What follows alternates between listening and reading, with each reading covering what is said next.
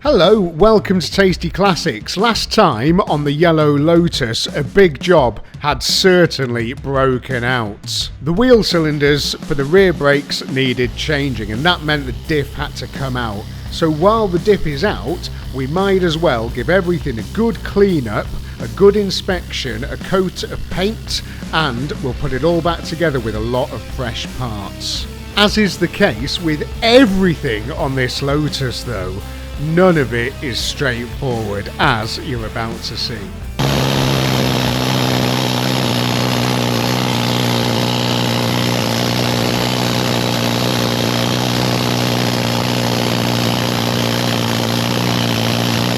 Thankfully, I've been wearing earplugs, so the last 2 hours hasn't affected my hearing at all. I have, though, managed to clean up all of the chassis bits. So we're all nice, apart from here, where we've got some holes, and there is a couple of other little bits as well. I am going to have to put a plate on that. I'm going to have to do some welding on the back of this car, which is great fun, isn't it? But I did expect to do that. This here as well, that looks like a big hole there, and it was at some point, but someone has welded a plate over it in the past, so it's solid. But they've just welded it over the hole, so I mean, I'll give it a load of rust protection, but it kind of is what it is. At least it's got that there so I don't have to do it. And it's the same on this side, so it has been shored up. Thankfully though, the body being fiberglass doesn't need any, welding or anything to it, so it is just a bit underneath. This thing now though, this crusty mess, this has got to be sorted. So what I need to do first is get loads of pictures of just how everything fits in, and then I'm going to start to strip it down and get all the parts ready so I can clean them all up. Paint this, paint that, weld it up, wait for the parts to arrive, make some new parts, new brake pipes and stuff, and it's got to all go back together.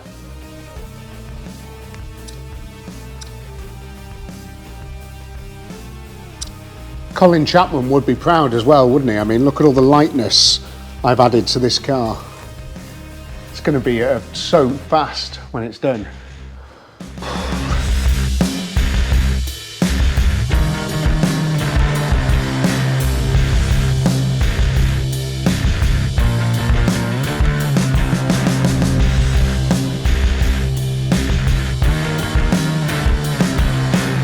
As you can see here, the metalwork surrounding the diff isn't in very good condition. It's solid underneath though, so what we need to do is clean it up and give it a paint. I need to get the needle scaler over all of this thing. It is rough as toast. As you can see by all this greasiness, the diff has been leaking. I'm pretty sure it's from this diff plug here. So what we're going to do is we're going to pull the cover off, we're going to paint that, and while we're doing all that, we're going to replace the diff fluid as well. So it should be all nice and tidied up for a while to come. This big bolt that is the one that we need to take off, that the bottom arm was on, it's just, what you can see, it's just one piece in there. I'm never going to be able to get that out. That is, it's absolutely diabolical. I'm going to try now to heat this up to as much as I can, possibly with the flame, I think, this one, because there's nothing else around it that would be a problem. And I don't know, just try and knock it through or something. This is not a 2-minute job. I'm very pleased that the other side came out as well as it did though, but yeah, I do have to get this side out.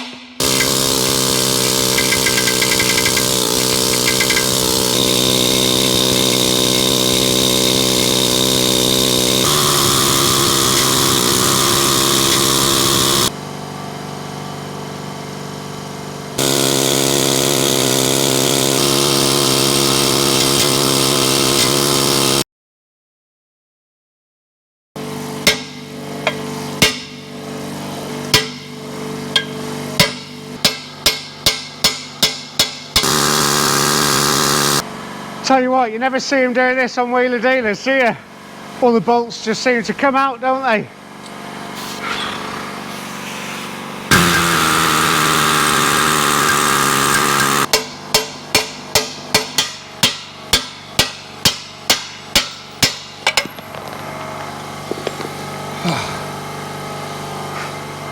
Oh no! Oh, my hammer!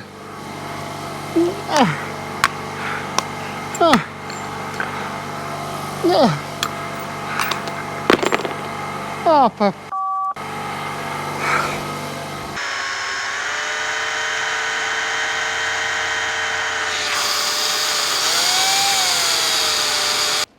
you join me here at the Tasty Classics engineering bench.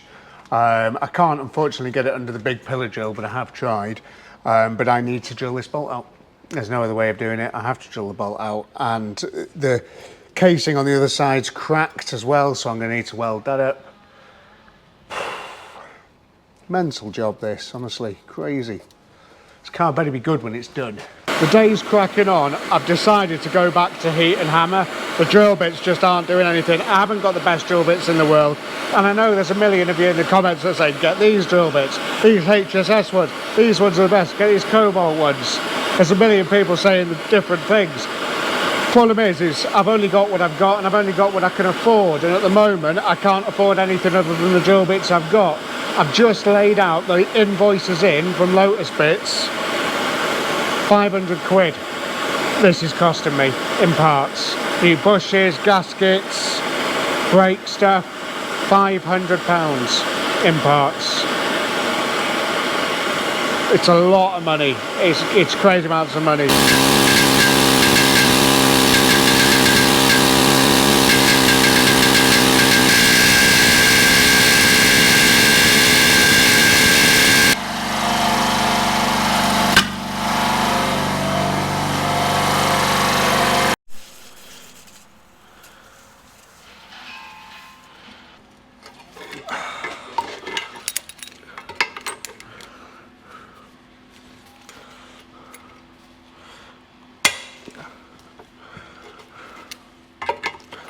Look at the state of what I'm trying to do here. It is, oh my god, I've never seen anything like it. Absolutely crazy. I can't, nothing's working. I am going to have to drill it out. I'm going to now jump in the car and go down to Screwfix, and I'm just going to buy the best, most expensive set of drill bits that I can, and just hope to God that works. Guten Morgen, sports fans. I've been to the shop and I've got these items. I got these Heller HSSG metal drill bit sets, supposed to be like the bee's knees. That was about 50 quid. And then these, which are the Clark versions, and I just want to see if there's a huge difference between the two, and these were 24 quid, so not the end of the world. And also, a sad day, but I've replaced the lump hammer.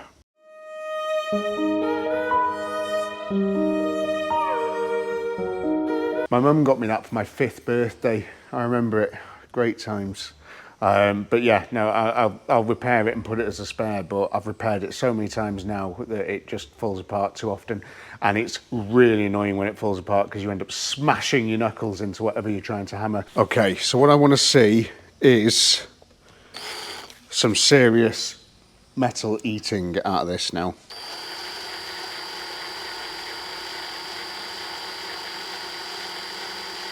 Just starting off dead slow. See if she bites.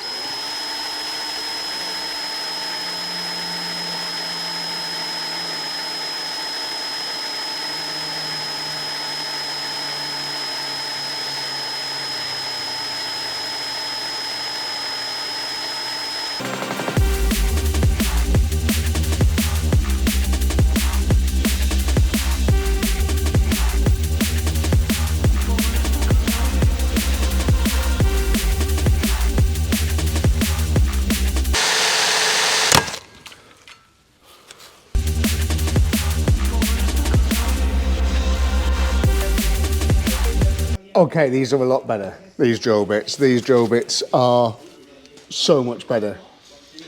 I confess the drill bits I had were obviously garbage. But they were, well, they weren't even cheap, but they were garbage.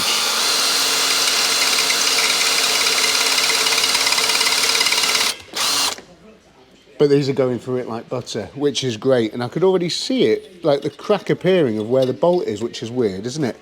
As it's maybe contracting or something with the heat of the drill bit. But I'm now just going to keep going up a little bit in drill bit sizes. And I'm going to hope that we get through it.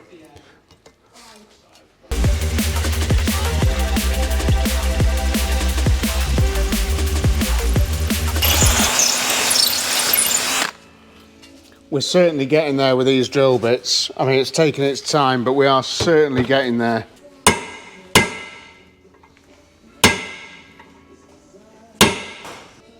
Still nowhere near to shifting though.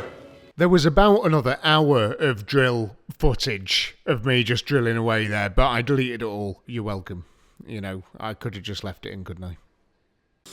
While I was waiting for the drill to charge up, because I kept running it down somehow, God knows how, I decided to start cleaning up some of the metal stuff, because we've got a lot of metal stuff that we need to make look nice. So I got some of the rear arms and the brake drums and that sort of stuff and gave them a good needle scale, got the wire wheel on them, bit of primer, bit of paint, cleaned them up a bit, that sort of stuff. And the lovely men and women at Buzzweld sent me some cool stuff. They sent me a box full of aerosols, which is really good of them. And yeah, there's some really nice bits in there, some great primer and black satin paint that I'm going to use for doing all this now.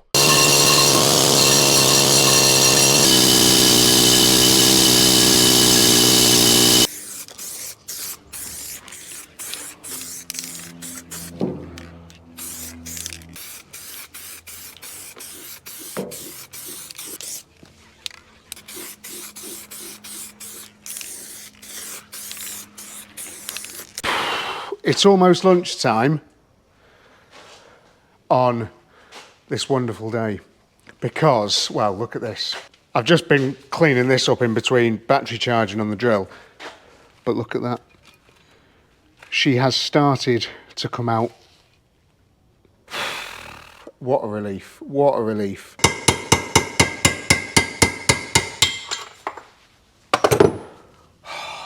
There she blows. Look at that. Another one for the office wall. You can see just the level of corrosion. Metal on metal is like in a car, is a mental thing to do because it will corrode.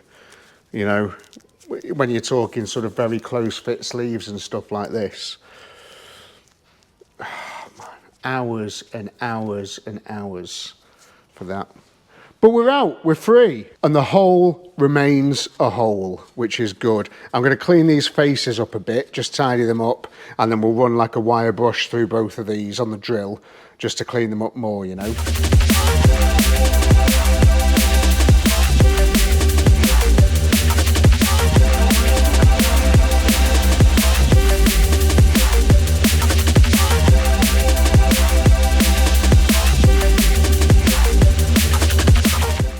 This next bit would have made a lot less mess had I done it when it was still on the car.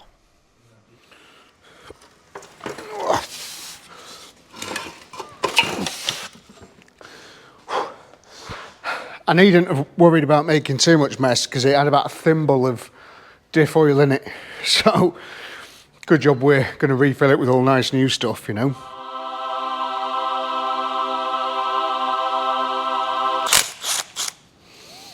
Oh, the smell of Diff oil, gearbox oil. It's very, very distinctive. CV grease as well, all smells the same. Scientifically, I don't know why. Oh, very nice. Should we weld it up while we're here? No. Although, I mean, it'd be cool though, wouldn't it? But no. This is the diff cover, and I don't want to admit how long I actually spent cleaning that up. But I have done. These here have come up wonderfully in a little bit of satin black, and the diff is going to go that colour as well. But this thing here, are you wearing any jewellery? Because I'm not. And neither is this yellow lotus, but that's about to change. Because instead of painting this black like some boring person would, look how good this primer is, by the way, at sort of filling in the holes and such. Buzzwell stuff. Really good. Anyway, I bought this. It is Streetwise Chrome Effect Spray, and I did try it on there earlier on, and I thought, bloody hell, it looks pretty good. I'm just playing with chrome spray paint bits for the front of the Plymouth, you know, the bumper. But let's see what this looks like.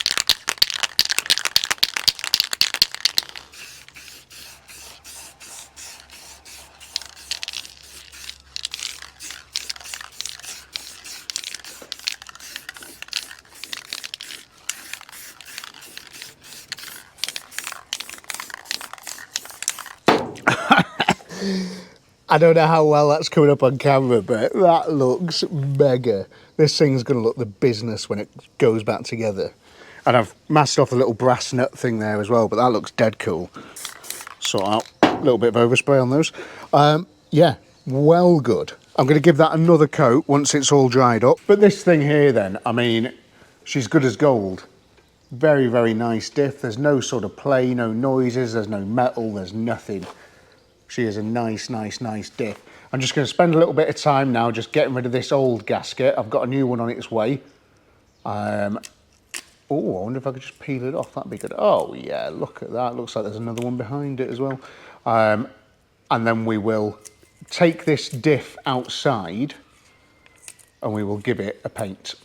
I mean, I don't know about you, but that is so nice. Let's compare it to some actual chrome.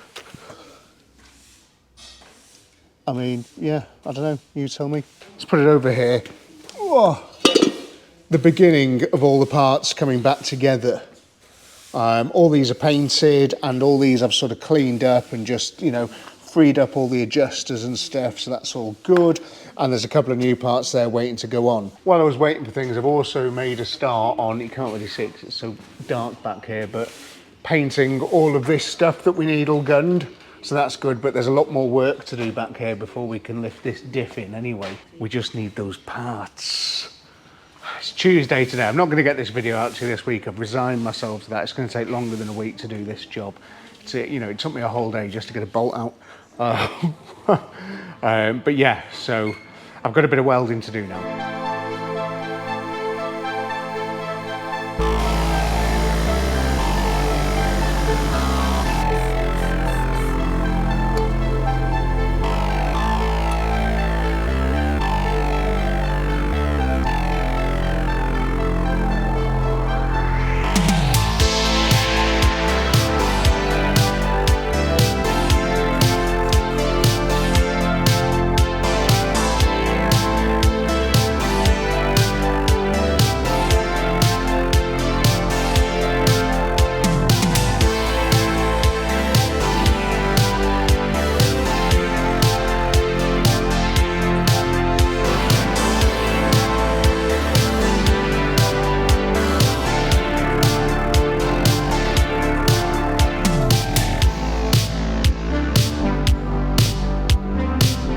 All the welding and stuff's done, apart from I've got to wait for the new cups to arrive so I can clean all this up and weld a new cup on there, because this one came off which these bushes sit in, which we're getting all new ones of, which is going to be quite fun. Just doing a couple more coats on the dip itself, but I mean, she's looking absolutely spunking now with really good.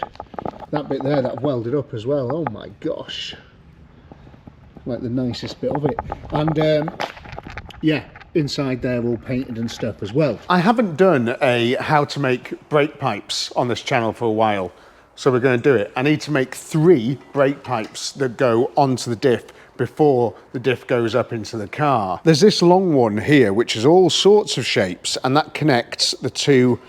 It goes round it something like that and connects both of the rear wheel cylinders together. The way this is set up is quite interesting. You've got this flexi here, right, which attaches to one of the wheel cylinders, and The brake pipe from the front of the car, from the master cylinder, attaches to this through the chassis. And then here, where this bleed nipple is, instead of that bleed nipple, you attach one side of this brake pipe.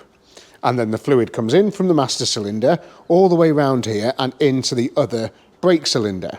And then, where the bleed nipple would be on that brake cylinder, so you can get access to it, you have another little brake pipe here, and that attaches to a little thing down here, so you can get access to this bleed nipple. Now this is like an external bleed nipple, and it does both cylinders, so it's one bleed nipple for both cylinders. It's an okay system if the access was better. I've got this lovely Sykes Pickavant kit here. This is a really nice bit of kit. You don't massively need something as technical as this, but because I do so many brake pipes, I've got this one. But you can use other cheaper alternatives if you need to. I've also got this for cutting the brake pipe.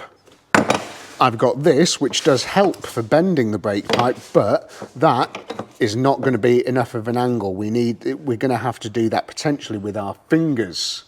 And then I've got this incredible looking machine, which is to straighten the brake pipe. However, I don't think we're going to need this because we don't need to straighten the brake pipe, but if we do, that's there. This is the one we're going to do first, and it is 4.75mm, and I know it's 4.75mm because that is the most common one that cars use, although there is a few different sizes. American ones use slightly bigger stuff, and trucks and some vans and things, and some old classic cars use wider stuff as well, but this is the right size. Okay, now before you just go and flare the end of your brake pipe, you need to find a fitting, and you need to know what fitting will go into the brake cylinder. Here's the old fitting, and you can see, I don't know if you can see, but you can see how quickly that starts to curve out there, because the brake pipe comes almost down straight away from this fitting, which is awkward, because it's nice to have it going straight in, but it is what it is. I've got to now try and find in my arsenal of fittings one of these that looks exactly like that.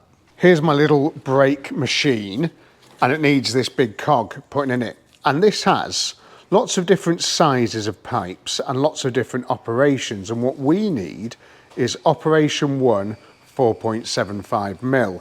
And that will give us, I don't know if you can see there, but like a domed head to the flare. And you pop that on there, like so. We're using these to hold the pipe, and the pipe sits in this groove there, and you put these on, and then you push the operation 1, wherever it is, 4.75, into the brake pipe once it's clamped down and held in place, and then that should be a nice flare. Make sure the fitting's already on the pipe behind it, and you just give that a good one of those. Not too hard, not too much, and hopefully now we should have a very nice domed fitting that fits beautifully onto that there. And one of the reasons that brake pipes are made out of this like soft copper material is because it's malleable and it will make a good seal. So once you screw this into the brake cylinder, it does create a nice little seal, and the copper will, you know, move to the shape of whatever it is that you're trying to screw it into when it all clamps together, like it's just done in that machine there. So that's really nice, and I need to do exactly the same on the other end, and then we can put it on the diff. I want to say, like, this job as well, I know it seems like there's a lot to do on this car, loads of different jobs that need doing, tons of different aspects of classic car sort of restoration. There's all sorts of areas that we have to do to make this thing work. You've got to do brake lines, you've got to do welding, you've got to do painting, you've got to do all stuff like that, and it can seem pretty daunting. And I know, like, I just crack on with it and you think, bloody hell, you know, you might be faced with a similar situation with your car outside, and it might seem really daunting and you're a bit like nervous about doing it. But I just want to say, I am as well. I don't just, you know, this isn't like easy for me. This is just something that I have to do. And the way to do it, and the way I always tackle everything, is to just get stuck in. Just do it. Just do one job at a time. Like, this is one job. I know I can do this one job, So just do that one job. And then the next job is, I know I can do that one job, just do it. And just keep doing that until the job's done. It's if you look at it as too many jobs all at once, you're going to sit there at night and go, oh my God, I can't do it, there's too many things. But just do one thing at a time, make a start. Just start on it, just do one thing, you know, just go out there and like, right, today I need to do this. And the best bit of advice I can give to you, if you're nervous about anything like this, take 1 million pictures. Just take 1 million pictures and you'll be fine. But also, if you're going to do a job like this, don't strip the whole car down. Just do this, put the car back together, and then do the next job on the car.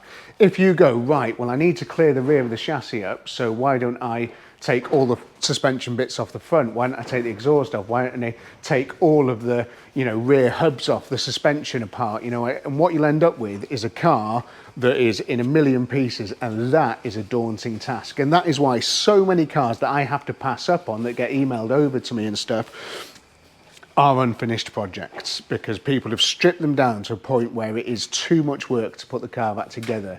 And instead of like now I'm faced with maybe 40 or 50 bolts, you might be faced with 500, and it just becomes too, like, I don't know what goes where. But all this, all the nuts and bolts that I've got, they only go in one place, and because I'm just concentrating on the one job, it's not going to be too bad, you know, to put it all back together. I'm not going to like be sitting there going, which bolts do I use? Because it's all pretty self-explanatory. So that's the best bit of advice I can give you. Just make a start, you know, and don't do more than you have to. And take lots of pictures. I can't get these like properly locked in and stuff yet because I'm waiting for new clips and such. But this, referencing my pictures again that I've got, is how it all goes together. So what I need to do now is to bend this brake pipe around the right way. Like, can you see how that comes out of there? And just make sure that we're doing it exactly how it's supposed to be routed, and where it goes, what it goes over, all that type of thing. It's got to be as good as it can. I'm using my welding gloves, and the reason for that is they're super tough. There's tons of padding there, and I can use my thumb to bend the metal rather than using like the machine and stuff, because the routing of this is crazy. So I'm just going to use these and really try to get the tightest bend that I can.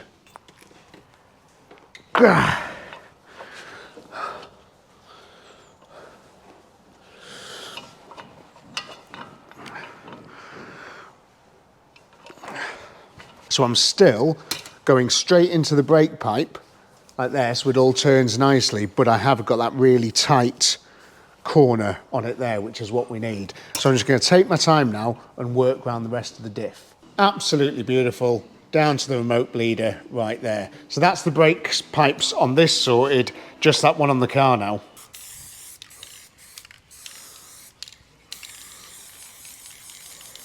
When we did that horrible bolt on the bottom wishbone on the last video, I ended up grinding a hole in this steering mat gator.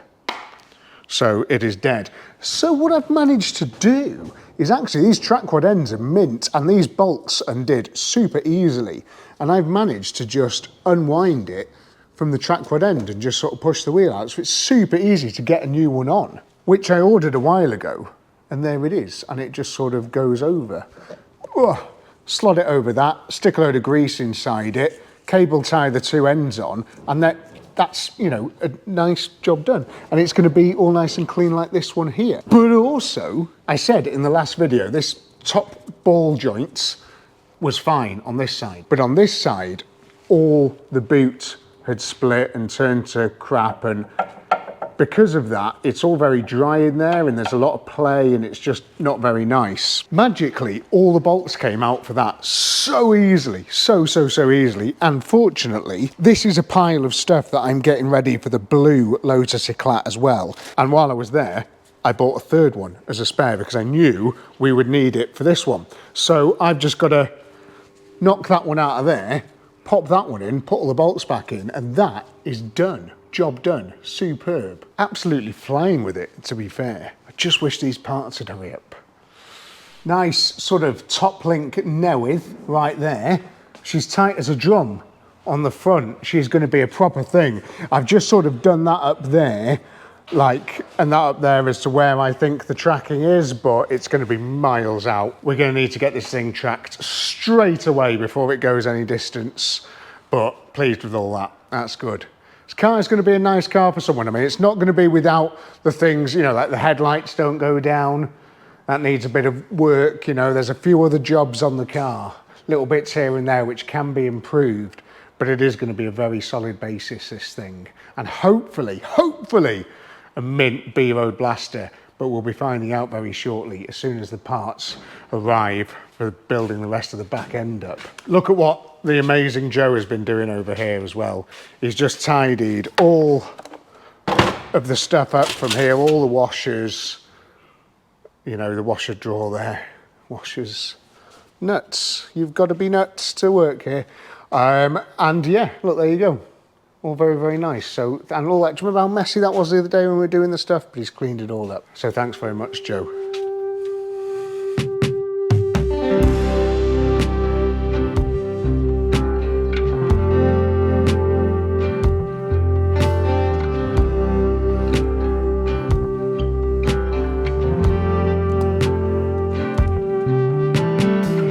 It's now Friday and I started the day off by doing as much stuff on the car as I could without the parts because they still haven't arrived. I ordered them on Monday and they're still not here yet. I have phoned Lotus Bits and they've just said that they were waiting for the cups to come in or something like that, so they just haven't arrived yet. Okay, the parts haven't arrived, so that's one of the reasons why you didn't get this video last weekend. But you've got this video now anyway, and it's great, isn't it? Are you enjoying it? I'm enjoying it. Can't wait to get this car on the blooming road though, eh? But yeah, I managed to get the windscreen wiper swapped over, which is one of those like difficult ones because it's like a metal pin instead of the plastic fitting. And then I set about making sure that all the lights work, you know, all the headlights, indicators and brake lights. The nights are drawing in and whoever wins this car in the raffle might be driving it home at night. So, Joe, can you pop the headlights on for me? Did you press the brake then? No. Go on, press the brake.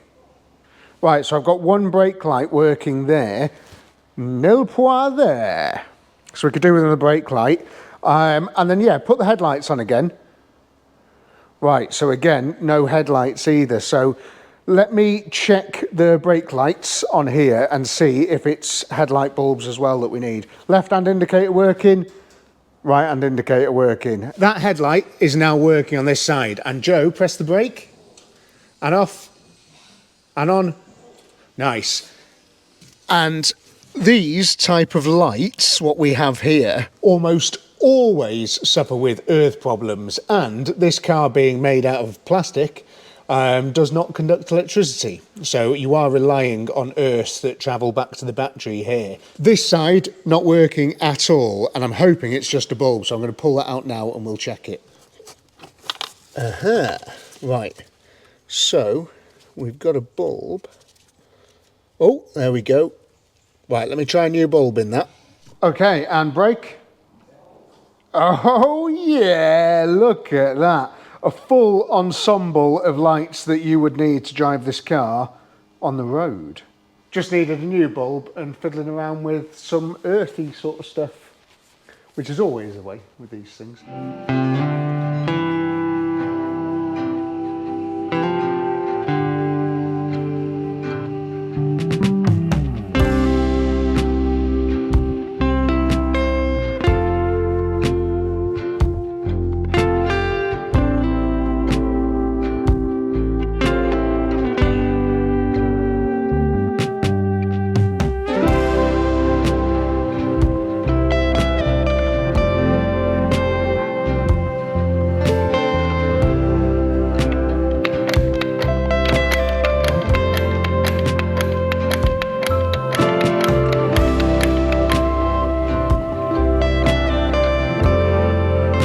Everything on here is so convoluted. I've taken them on and off about 10 times. They're such a massive faff. The problem I've got, right, is, well, there's two problems. First of all, this flexi, it doesn't go all the way in, you know, like a brake pipe would. It just sort of, it goes flush. So I put a copper washer on it, and I thought, surely that can't be right. But the one that I took off the car, the Flexi I took off the car, that had a Flexi with a copper washer on it, and it worked. I just think maybe that's the only way to do it. I don't know. But then there's but if that leaks, that means the diff's coming out again. I mean, now that everything's new, I could potentially get to the back of it, but I don't even want to think about that. Anyway, next problem. I've been staring at this picture here and realised that I hadn't put that, the most easiest bit of, I don't know why that exists, right? But it has to go in there, like so.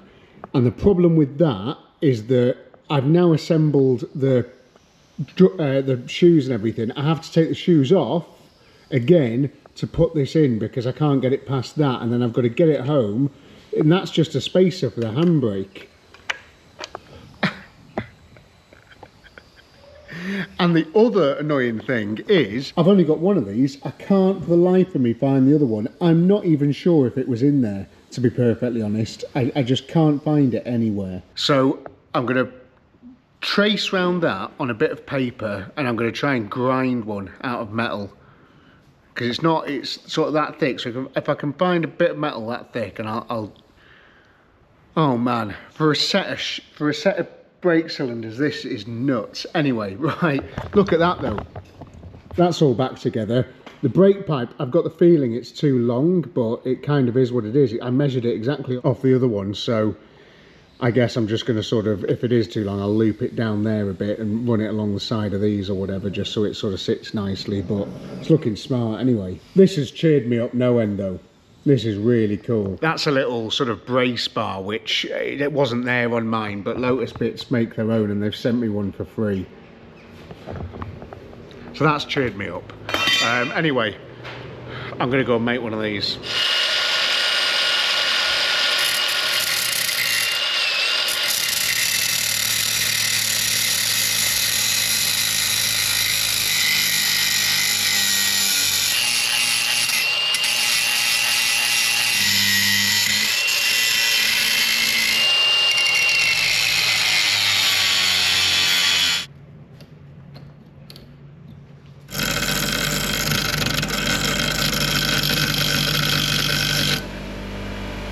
Look at that. I bet you can't even tell which one is the one that I made. They just look identical to me. Right, that's in there perfectly. You can see it there. Beautiful. And that's all built up. Got the boot on the back and everything. We are ready to rock and roll. All the adjusters all working and stuff. All fine. I'm not going to put the drum on until it's on the car. I just need to do the same on this side now. It's not bad working over here. I get a nice view. It's pretty cool, isn't it?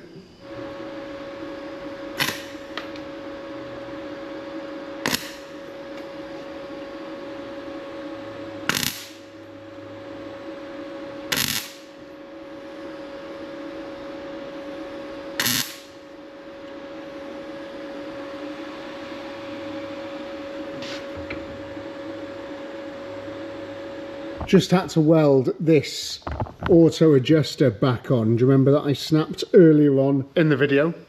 Well, I've unsnapped it, okay? Oh, it's hot. Oh, ah!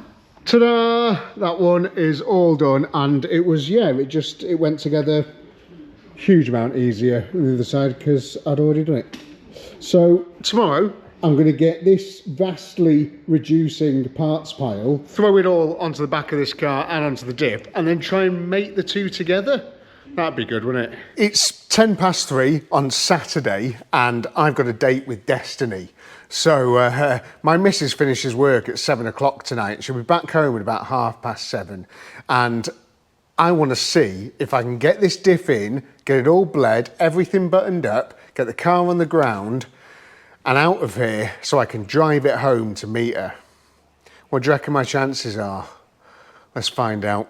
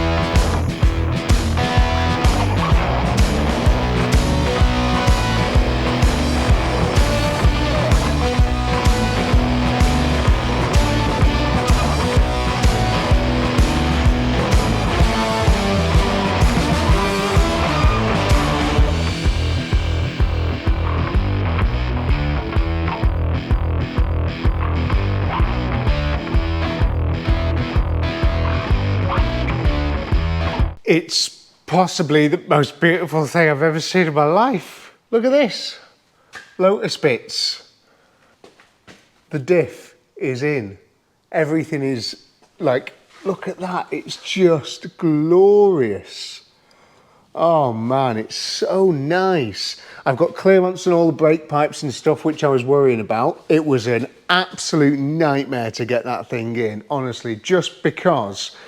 Here's some tips, right, if you're going to do this. Not that many people are probably going to, but don't lift the car up on these arms because it spreads them, it pulls them out. So I had to jack the car up on here so I could get these arms in the right place to put all this bolt through here. That was probably the hardest thing, just manoeuvring that on your own. If you had two people, it'd be a doddle, but on your own, it's difficult. I've got to connect the old differential up to the prop shaft. I've got to fill it full of differential oil. I've got to bleed the brakes. I've got to sort this brake pipe out, just run it all nicely. I've got to hang the exhausts back up.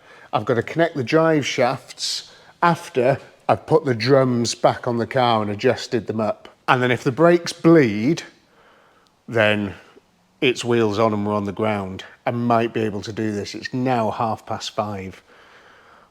I'm just going to crack on and get it done. It's now dark and it's approaching 7 o'clock.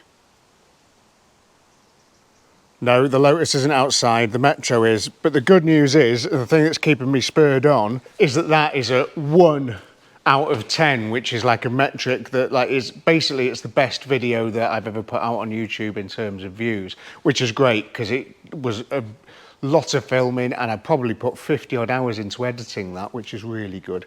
Anyway, the other good news, we are completely buttoned up on the back of this car. It is done. Even the exhausts are hung like a champion. Lotus bits is on there, the brake pipe, I mean, it could be a bit better, but it's all right. And it just looks the absolute business. I mean, let's see if I've got a torch. There we go, look at that. She is just a dream. I just hope now that it bleeds up. That's the next thing I need to do. Those bolts as well, what a nightmare they are to get out. Let's get the brake bleeder mounted up and we'll see if we can't push some air out the back and crack the fronts off and just get a nice pedal all round. Do you know what I fancy? How about a drum and bass ramp interlude?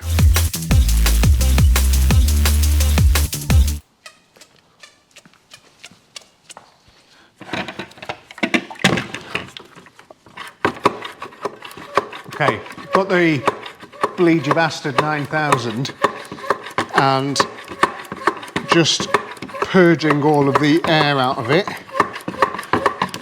Now what we need, ideally, is for me to pump this up now and for it to hold pressure. And if it holds pressure, then we haven't got any leaks. If any of those brake pipes are leaking, it's just, well, it's game over, isn't it? Diff back out. Okay, let's lift the car up and crack that nipple. So, like, the news so far is that I can't see anything dripping, which right here, right now, is the best news I've had in a long time. Oh, well, I don't know. That Metro video being 1 out of 10 is pretty good because this one's going to bum. Nobody will watch this compared to those Will It Run and Drives. But I like doing these things. I like making these cars. Don't just want to see if they start. You want to see if they can come back to life properly.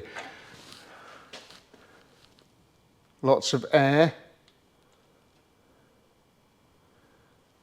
Come on. Come on, you've got all new pipes, all new flexies and everything. Why aren't you pouring out of there like you should be? Maybe is this bleed nipple a bit clogged? Right, yeah, maybe it is. That's all over my floor now. Just bleeding it directly onto the floor, that's fine, isn't it? Well, there's about half a litre on the floor, so if it's not bled by now, then I don't know. Right, let's just do these fronts quickly, put these back wheels on, and I'm gonna see if they spin, wedge something under the brake, and then try and spin the wheels again. And if we can't spin all 4 wheels, I'm going to drop this thing down, fire her up and drive her out of here.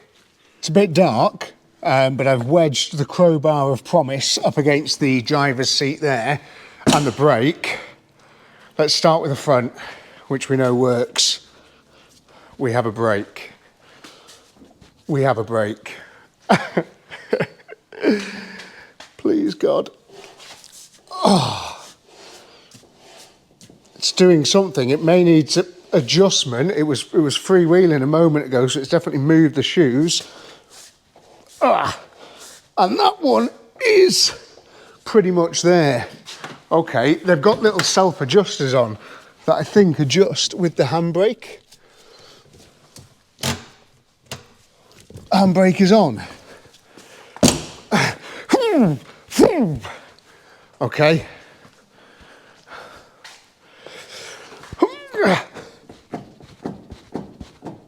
That's weird, isn't it? I think that's playing the half shaft, the little drive shaft thing. But yeah, that is locked.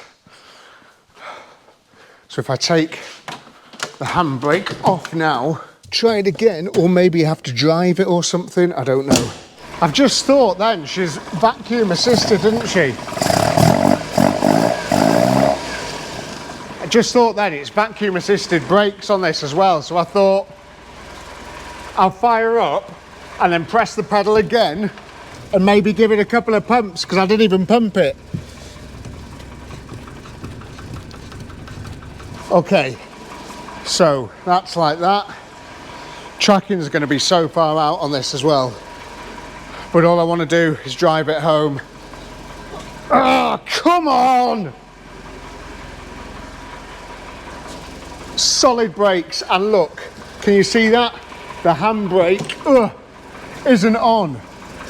And I've got solid brakes, come on. And if I take that off now, yeah.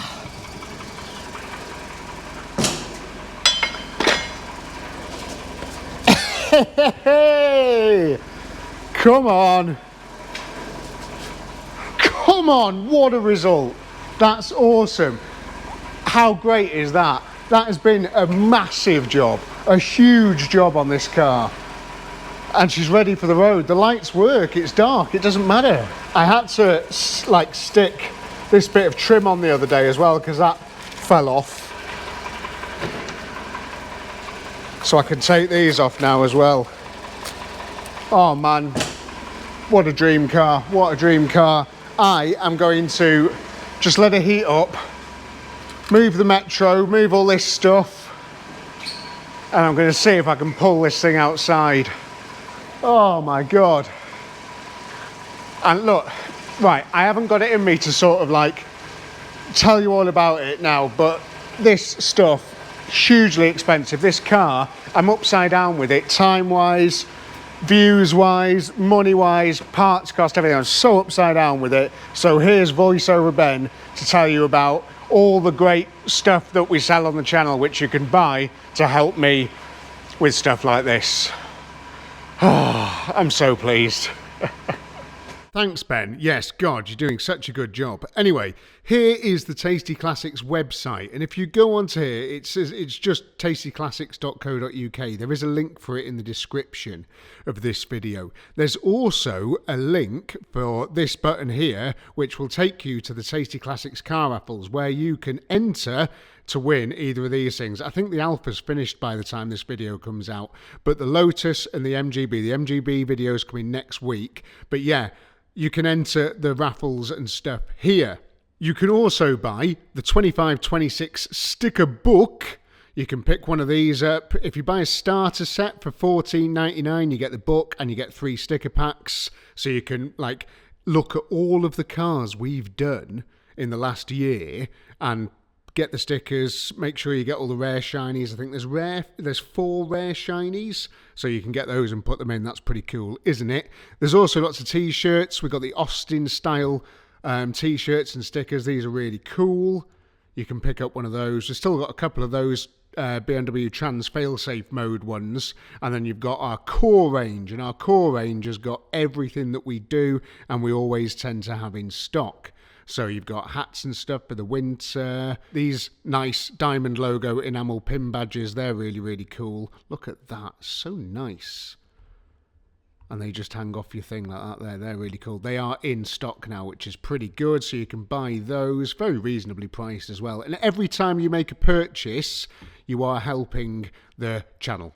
You're helping me to afford to do all this cool stuff and all these videos. And yeah, and we've still got copies as well somewhere of, where is it? That's 25, 26. There you go. We've still got copies of the 24-25 sticker book as well, which you can get the starter set for. So you've got 3 packets, so you could buy both and have both years. And when they're gone as well. And they'll be collector's items one day, I'm sure. So make sure you pick one of those up as well. But yeah, there you go. If you could do all that, that'd help me out. But also, look, if you can't afford to buy anything, then it's fine. We're still mates, and I still really appreciate you watching these videos. I really do, because obviously there's a lot of work that goes into it. But if you could do me a favour, if you can't afford to buy anything, if you haven't already, hit that subscribe button. I would love to see a few more subscribers on the channel. So if you hit that button, that would be great. And you can see me properly bring these cars back to life. Anyway, thank you. Back on with the movie. Oh, come on, you beautiful thing. Let's go home together.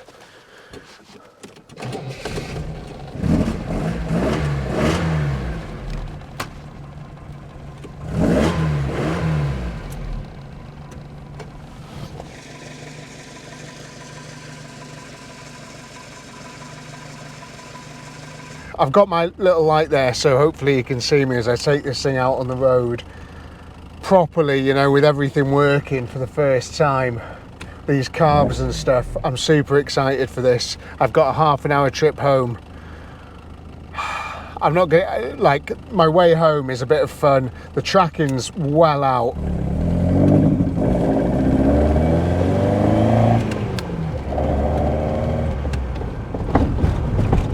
The screen's filthy as well. I should have cleaned it before I left.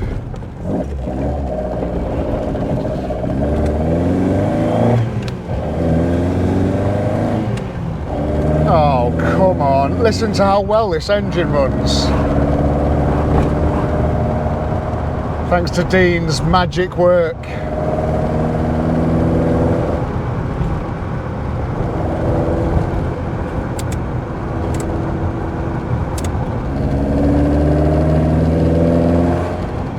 The first thing I've noticed, despite the tracking being out, you can feel how solid all the suspension and stuff is now. The front's been sorted, the back's been sorted, I can feel it instantly. It feels great, really does. First thing Monday, I'm going to go and get this thing lined up. Possibly I'm going to head down to Demon Tweaks because they helped me out with that Metro.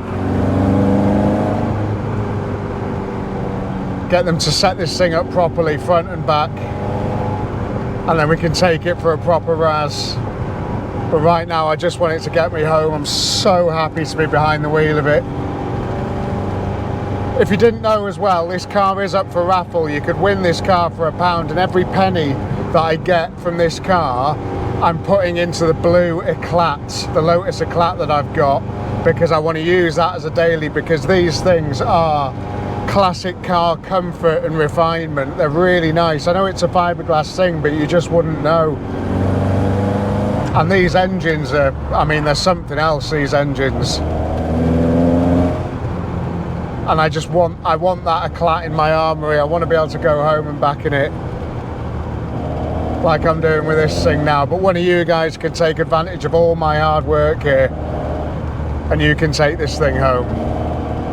And come and see me in the Tasty Classics workshop, and I'll give you a merch bundle to take away as well.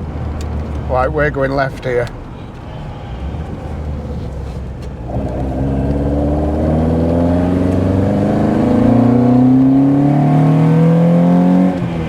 Bloody hell, this thing doesn't hang about. Oh my gosh.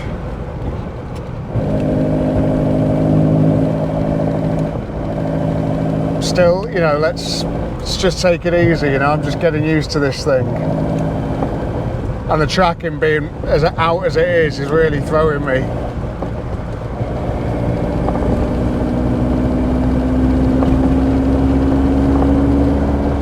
I don't think you can see much out of the window there. It's quite dark, isn't it?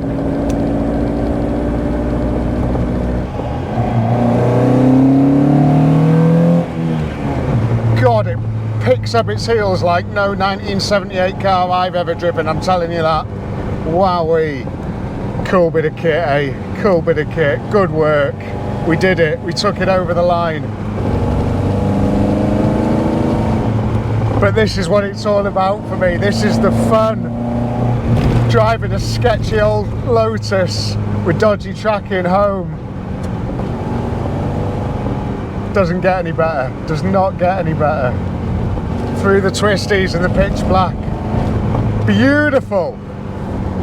I've just stopped at one stop then just to pick up some essentials, like a large bottle of wine and some beer and a pizza. She will be impressed when I get home.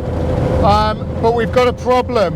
The temperature gauge is bending round the top, but I don't think it's overheating because I've got nice hot heaters and the engine's fine. I felt it when I got there and stuff. You can tell when an engine's overheating, and this isn't. So I don't know if we've got a sticky thermostat or if there's something else going on, but I'm a little bit worried. I am just going to keep my foot down and try and make it home, but it's dark. I might pull up in the next garage and we'll have a look. Don't know if you can see that temperature gauge there, but it's high. It shouldn't be that high. And I'm telling you now, this thing is terrifying to drive at night with the tracking like it is. Absolutely terrifying. It is just, it needs that tracking doing. But not only that, like the lights are 1978 lights, and all these modern cars, man, you can't see anything. All the modern cars are just the lights, because you're quite low down in this. Oh man.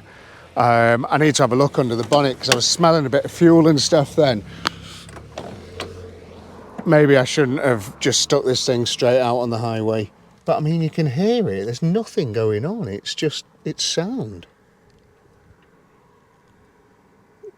You know, I can't hear any water hissing or anything.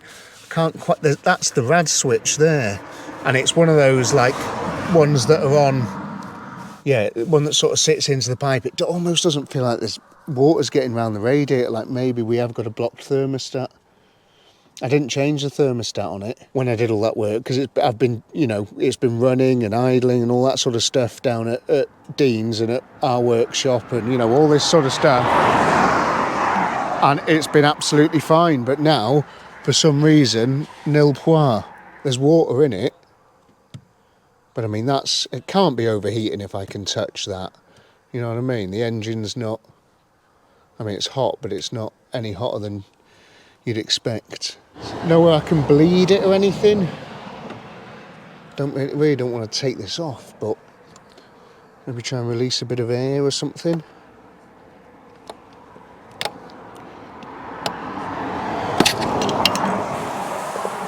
Oh God.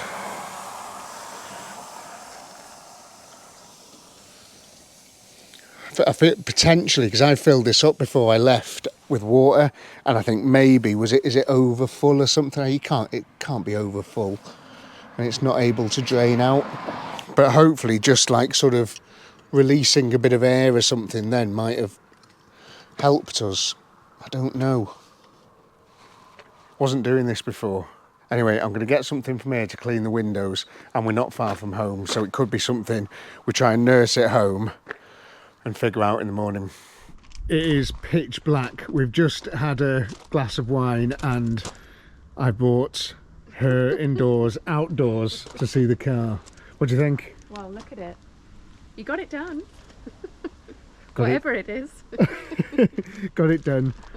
Made it home. What do you think of it? I think it's one of the weirdest things I've ever seen. It is dead weird, isn't it? Yeah. It's proper strange. Yeah, shape, size. It's like luxury. It's almost like being in a... It is very 70s bougie, cinema, isn't it? Yeah. Do you fancy driving this to work tomorrow instead of the Jeep? If if it's guaranteed to get me there. I don't know. Well, it's Yeah, definitely do not. It needs still. It might take me about 3 hours to get to work. No, it's faster than yours. Well, faster. That's what you say. But yeah, it might need a bit more, I like bit more the work. steering, the knob. Yeah, but yeah, chuffed it's done. Still more jobs to do, but I like the headlamps. yeah, they are cool, aren't they? Headlamps very smart. But yeah, so pleased it's done. When it's all done properly, I'll take you out for a nice drive in it, promise. Sounds good. I've just come out to the car just to check on a bit of wiring and stuff and all that type of thing, just while we've got a little break in the rain today. And the temperature gauge, as soon as I put the ignition on, bearing in mind it's stone cold, just went straight up to red hot, bend around the needle. So I was right. It's not overheating. You can tell when a car's overheating. It makes all sorts of noises and steam and blah, blah, blah, and temperature and pressure of hoses and stuff, you can tell.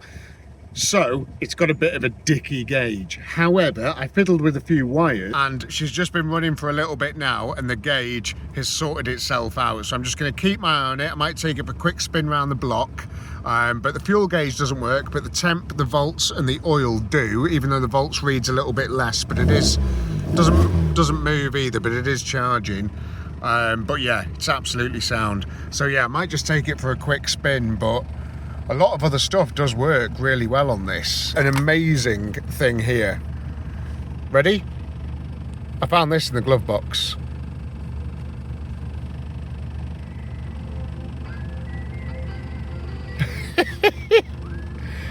Winds of change.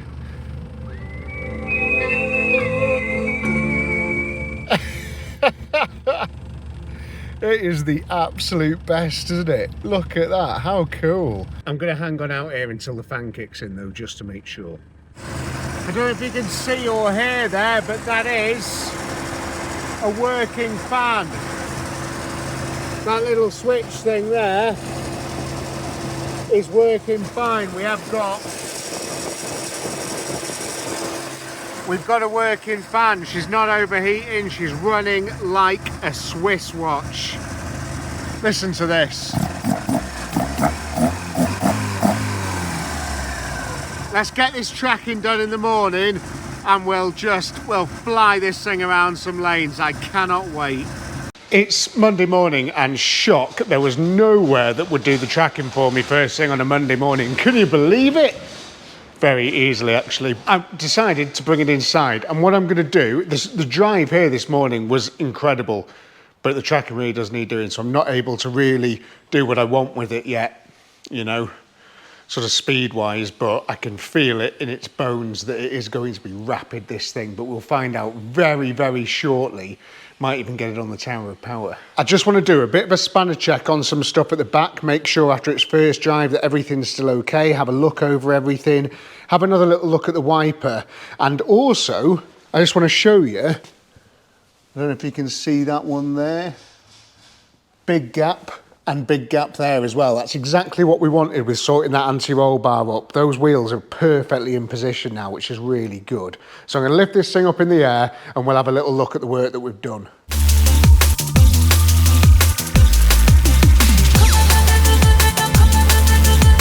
I've just given everything a sort of spanner check, just checking everything, or wheel bolts and stuff like that, and all the arms and the things. And on the back, I've done the same, and everything is good as gold. But look at the mess I've made of this thing already. It's so dirty, God. Just can't have anything nice, can we? But yeah, it's all good. The only thing that's fallen off is this exhaust, which I kind of knew was going to happen. So I'm just going to have a bit of a play and see if I can't make it just stick a little bit better. This one's fine. But this one, they're a right pain, these things anyway, but I'm going to have a little bit of a play with that now. So the wiper motor is, I don't know if you can see it, it's there, up inside this footwell, and it's not the best. It sounds like it's on its last legs. Might be an opportunity to replace the motor there. I think they're readily available second-hand ones from Lotus Pits for not that much money.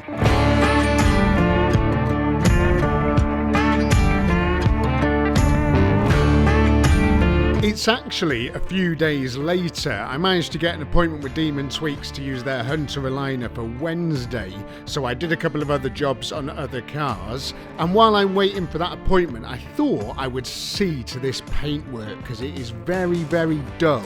Only on this front clip though, only on the front bit of the car it's very dull, and when I'm taking it to Demon Tweaks I want to make it, you know, a bit nicer. So I thought I'd spend some time giving it a proper buff and a polish, doing around the headlights and all that sort of stuff, and just making it a bit nice. Joe popped out as well and gave me a quick hand, so very kind of him. And yeah, it just looks a million times better. Let me know what you think in the comments.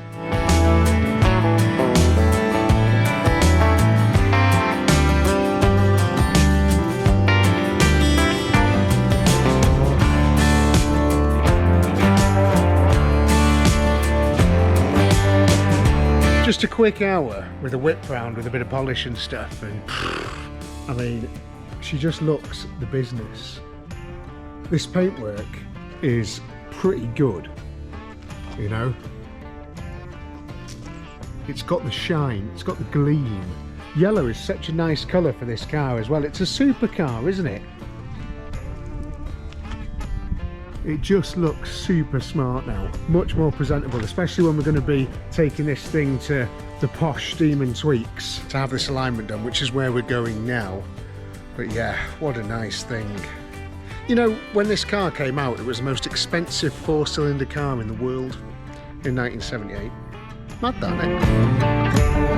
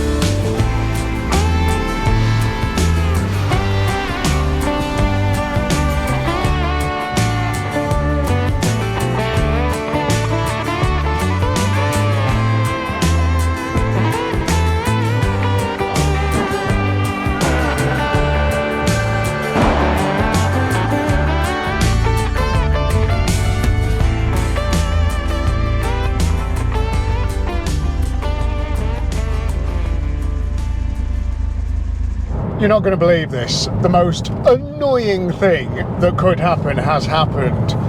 I'm in the Porsche and I am now on my way into Chester to try desperately to fix this problem.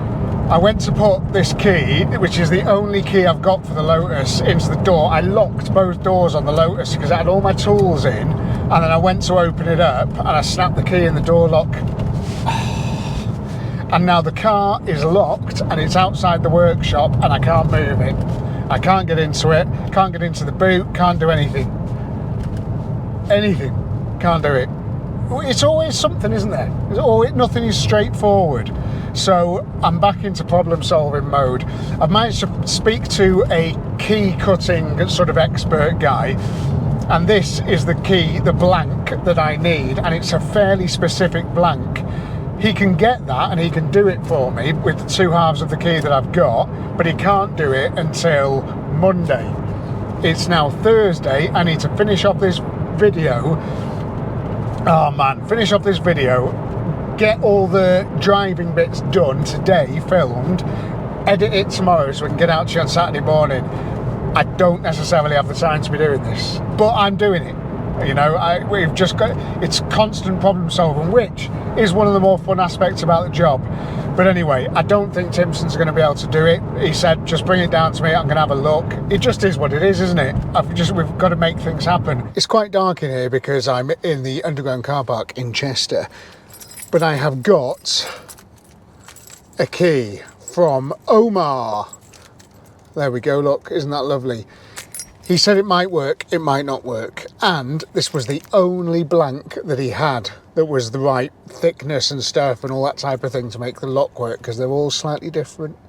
Or I know everything about keys now, is what I'm saying, because I've just been to 4 different key places, etc, etc. I know everything about keys.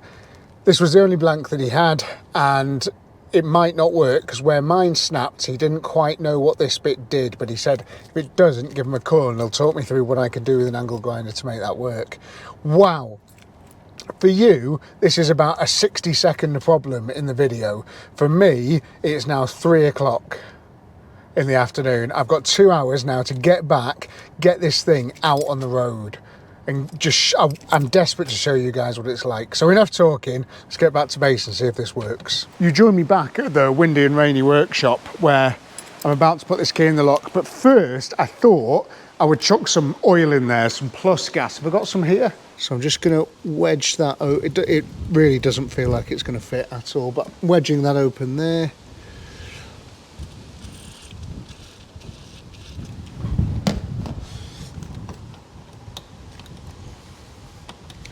Just doesn't feel anything like it at all. I'll try the other side. One of the difficulties is as well is they've got pins inside the lock, and if you put this in and it feels like it's going and you turn it, I told you I know all about locks now, it might catch and you'll never be able to get the key out again.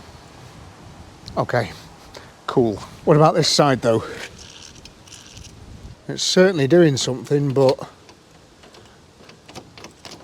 oh, come on! Oh, thank your lucky stars that worked. Oh my God.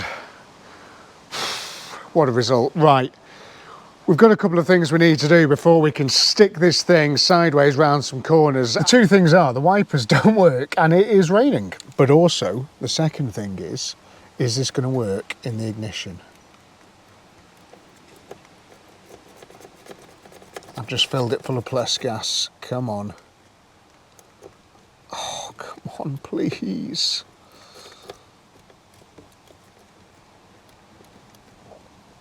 This ignition has always been a little bit, you know, it's never been perfect. What about if I just use the old key? The other end of that? No, that's not going to work. Oh, come on. I'm wondering if that bit there is too... It needs to go in further, and I could shave that back a bit. Where's the old key? It's there. It is slightly different to the old key as well. It's not the same. My bones tell me that that is too long. Let me just go and put it on the grinder, that bit there. I've just removed a section of that. Oh, come on! Oh, you beauty. I am key expert. I am key man.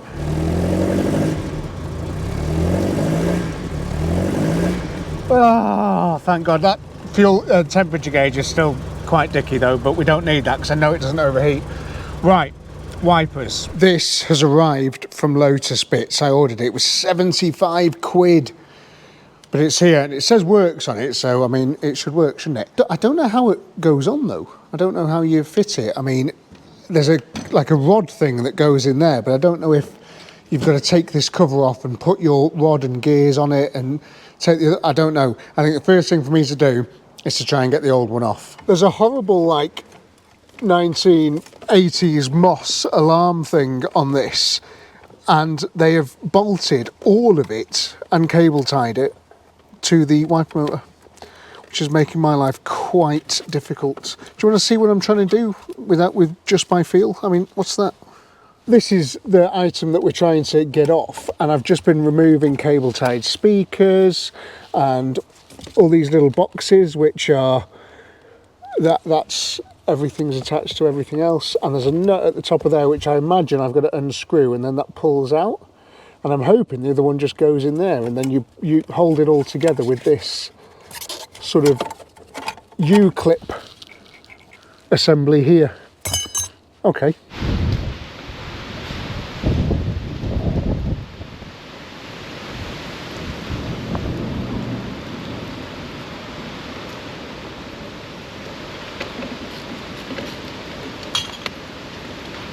Oh. Soaking wet, man, and I'm inside, raining sideways. Say, no time like the present to test this bloody thing, I suppose. Let's give it a go. Oh, working in a bloody swimming pool. getting the bike wet. So.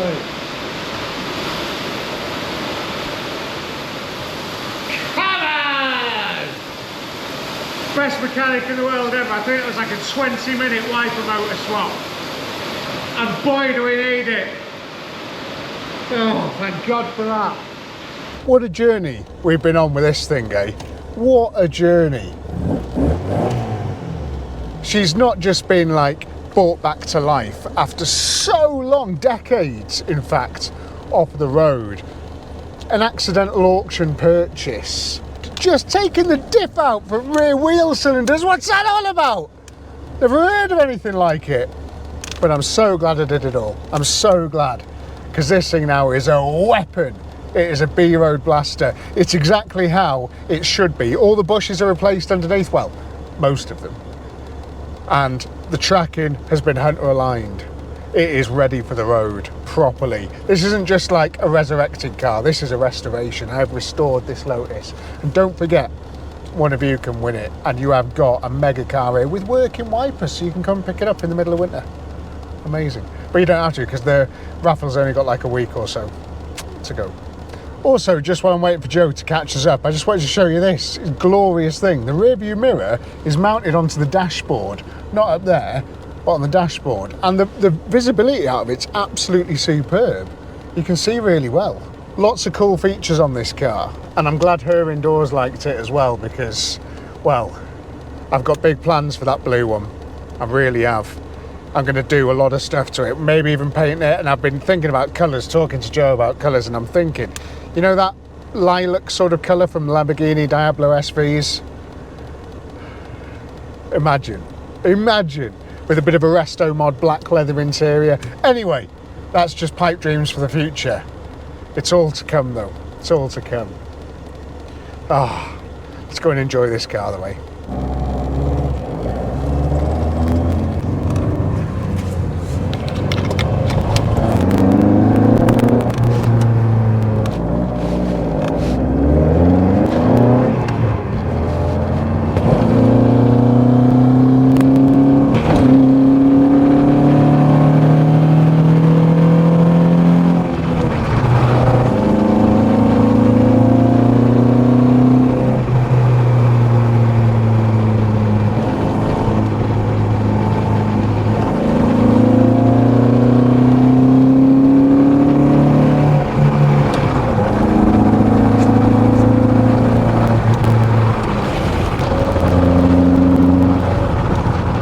We've arrived at our private test facility, and we've ignore that car going past, and that was someone we know. I've got the Tasty Classics stopwatch. We're going to put this thing on the Tower of Power because that's what it deserves.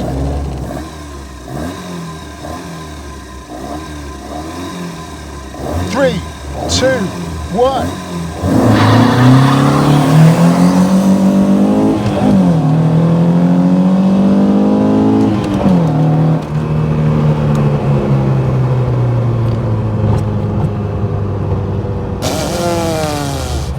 It's wet as well, so we got a bit of wheel spin then. I don't know if you heard that, but bloody hell, this thing shifts. Oh my days, it's like a rocket ship. That was amazing. Did you hear that? Zoom. It's like I fired a Lotus Elite-shaped cannon. No, fired a Lotus Elite-shaped cannonball out of a cannon. That's what it was like. Okay, let's spin it round.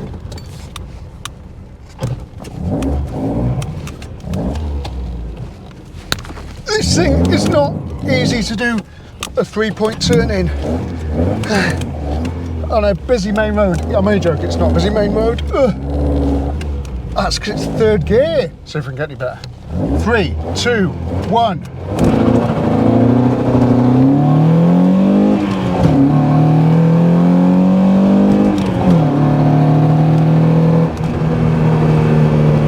Is this real life? Wow. If you want to see what this car gets in the Tower of Power, just hang on to the end of the video and we'll show you and we'll see what it's beating. Oh my God.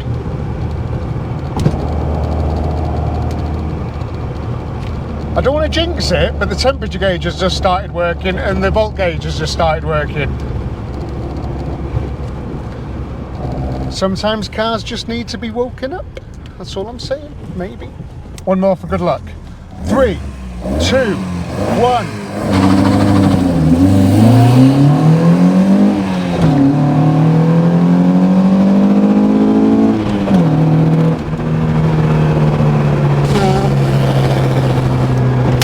Okay, let's pull in here. Okay, I mean, it's the was it the fastest car ever made in the world at one point? No, I don't think so, but it's quick anyway.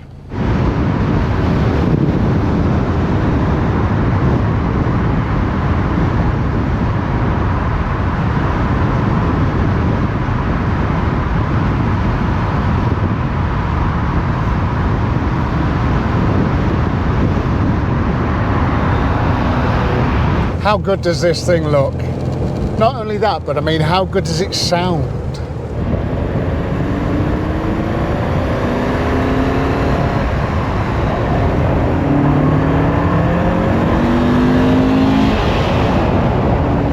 I'm so proud of the work that I've done on this car, I really am, because it was a big old ask, you know, a lot of graft, a lot of hours, but this is a really good example of a Lotus Elite. I'm telling you now, the paintwork's lovely, the interior is so clean.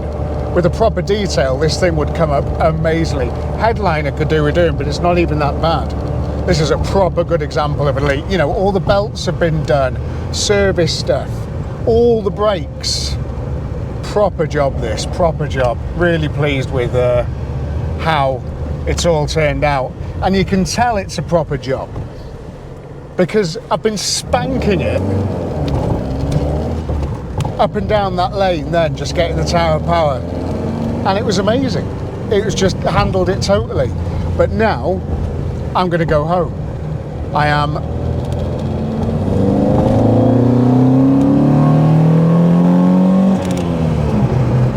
going to really enjoy this drive. And do you know what? Do you want to come with me? You can as well. Come for the drive home.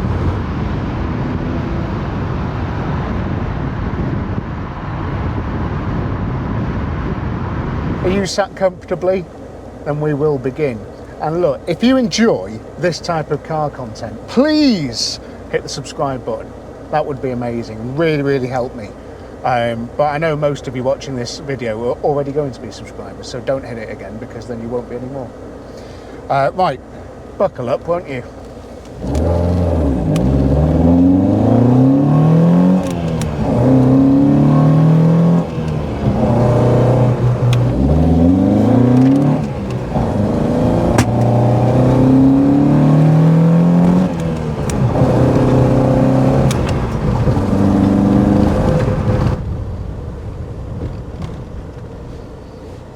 How are you supposed to pronounce that? I don't know.